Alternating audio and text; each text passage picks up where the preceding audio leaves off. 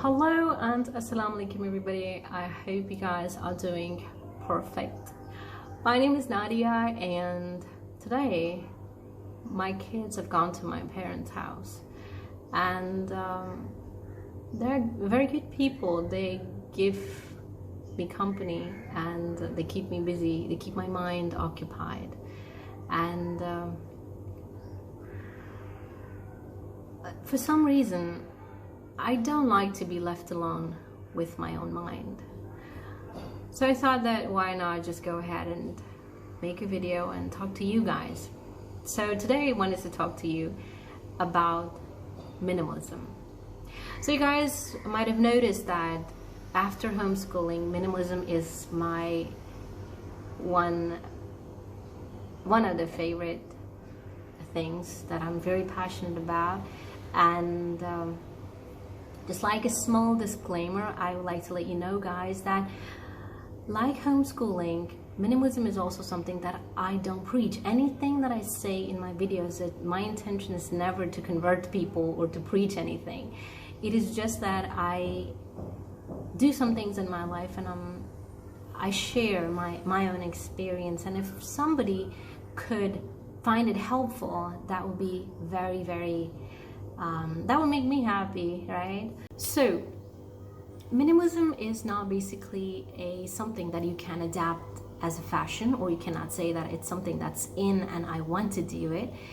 It is basically a state of mind, and if you want to adopt minimalism, it actually can.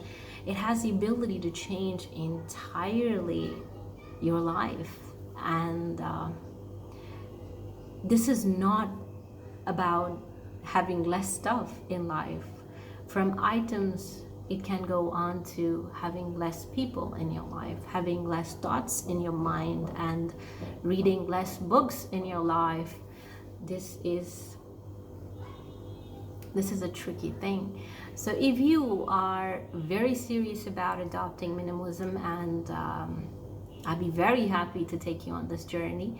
And so what are the things? First thing that you have to do is to stop the inflow of goods or items in your life. It's like making the most out of what you currently have, okay? And then it's very, very important that you make a promise with yourself that for 30 days, maybe for 50 days, make it a challenge that I'm not going to buy anything. So I know it's very hard because a lot of times we buy things and it's very impulsive, and it is something our mind makes us do it. So it's a very conscious effort of not purchasing anything, of not even for a single penny, okay? So that's one thing. So number two is you have to be very careful of one other thing, which is when you open the door of your store, or you just stand in front of your your bedroom, or in front of your wardrobe, or in front of your kitchen, and you like, oh my God, how come I let so much stuff in my life? And then you start blaming yourself. You start feeling bad about it, that oh, I didn't notice, or I've been spending so much money on useless stuff. How could I do that? Because trust me, anything that we have bought, anything that have come from store to our house is a dead money. It is yours now, and you are the one to deal with it. You are the one to find a place for it in the house. You are the one who's responsible for cleaning it, keeping it organized, or maintaining it, or whatever. So, but it's a dead money. 80% of what you would like to throw out of your house would be going in charity, or would not have a resale value. Or if you want to resell it, then it's going to be quite a lot of effort to get some cash out of it. So that's one thing. I can very well understand that this is a very depressing moment, and this is a moment when people they tend to start with a negative emotion, because at first it makes you realize that, oh, you were so unmindful of these things in the start. Why did you do that? How could you do that? How could you let so much stuff come into your life, into your house? And then the other thing is that, oh, how could you so recklessly spend your money on these things? So the negative emotion of anger over spending and wasting your money, and then having this stuff on your nerves, it really is something that is not good. And I would definitely not ask you to start with such kind of emotion. So instead of thinking like this, you should forgive yourself and move on, and think that, okay, now is the time that I've realized that what mistake I was making, and I'm not going to repeat it. So all the money that I have wasted, or everything that happened to it, I would try my best to retrieve some, but the rest, for that, I'm going to open my heart wide enough to get rid of, or to give away the stuff that might or is bothering me at the moment. So that's the first thing. That's a very, very, very important thing. After you, or maybe both these things are important, I would say that why these are important, because it's going to take a lot of effort. It's going to take a lot of emotional effort on your part. That how would you stop spending? Because we've been unconsciously doing that, and we've been unconsciously bombarded with the ideas that you gotta buy this, you gotta buy that, you'll be more pretty, you'll be more attractive with this dress, or if you eat this, or you gotta eat this, or blah blah blah blah blah blah. You open your phone and there is a lot going on in it. Every other click there is an ad. And no matter whatever you do, it is unconsciously it is getting imprinted on your brain. So unless and until we completely shut down our phones, our TVs, our internet connections, and isolate ourselves and go in a jungle, only then we're able to get rid of this thing. But yes, but we need to learn to live with it. We need to learn to control our emotions and our habits of buying stuff. Because sometimes I watch vloggers in Pakistan, mostly they are the women who are living in UAE, in Saudi Arabia, in UK, in USA, and they whenever they go on for shopping, most of the time they're just, I'm going for grocery, and they just go and they're like, when you watch them buying stuff, they're like, every shiny stuff, every new stuff, they're like, oh my god, this looks so cute, this looks so shiny, they look so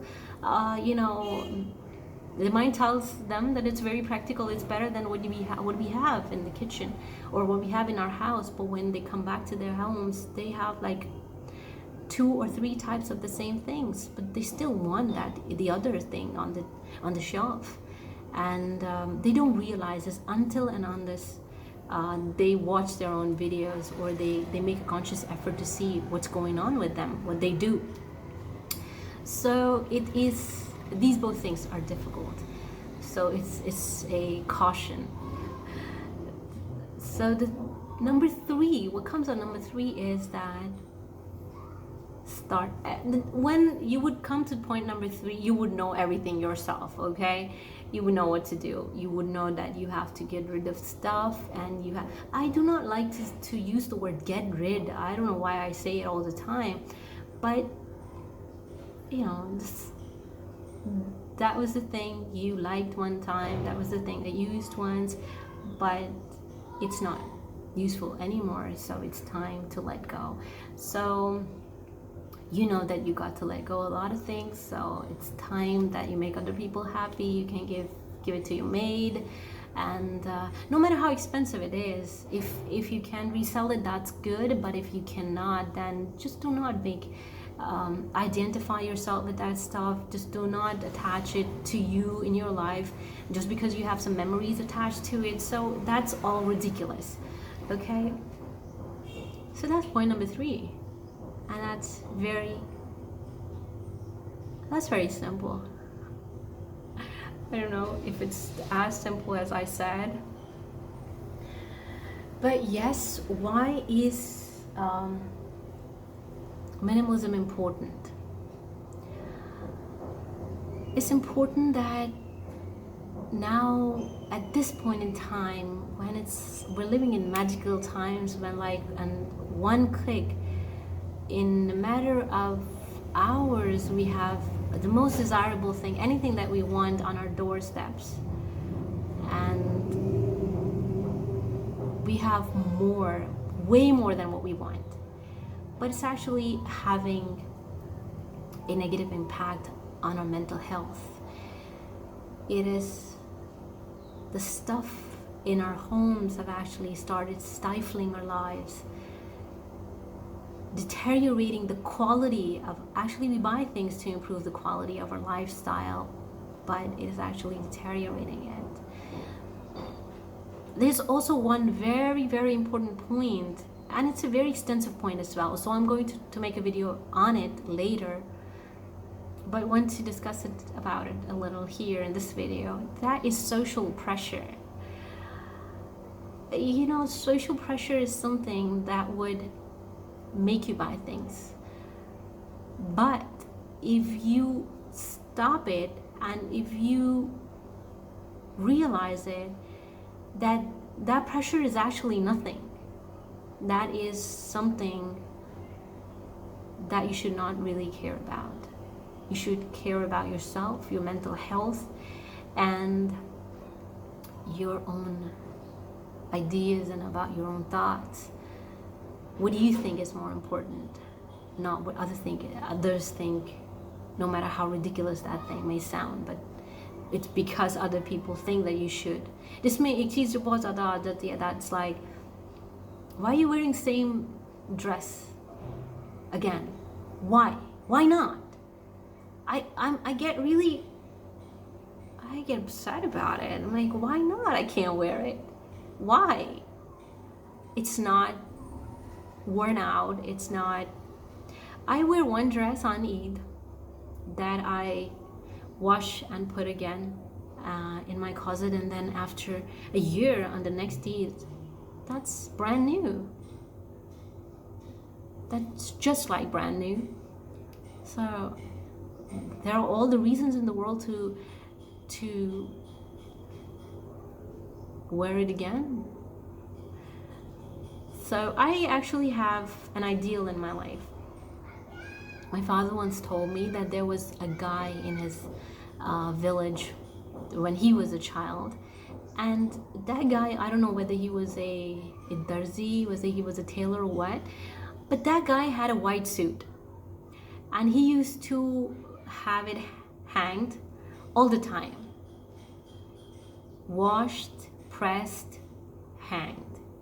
And whenever there is anything, like any marriage ceremony in the village, any funeral, anywhere he had to go, anywhere special, he used to put on that dress. So I really like him, and I think I want to be like him. And I don't really fucking care what people think and what people want me to wear. Okay? So yeah, I use the F word because I'm really not This is something that really bothers me. This is something that really annoys me, and I am surprised at what kind of things that we are sticking to when we made those things. And there are so many people in the world who take this thing so seriously. No matter how much educated you are, no matter how much intellectual you are, आपकी सब intellect सब कुछ आके इसी बात पे ख़त्म हो जाता है. And you are just a part of that rat race again because you don't want to wear that dress again that you had worn in the last event because people have seen you in that dress. Please. Thank you guys for sharing this afternoon with me, giving me company, and listening to my, for listening to me, listening to my rant, yeah. And thank you very much, guys. And I hope you guys have a wonderful evening and have a great day. Bye-bye.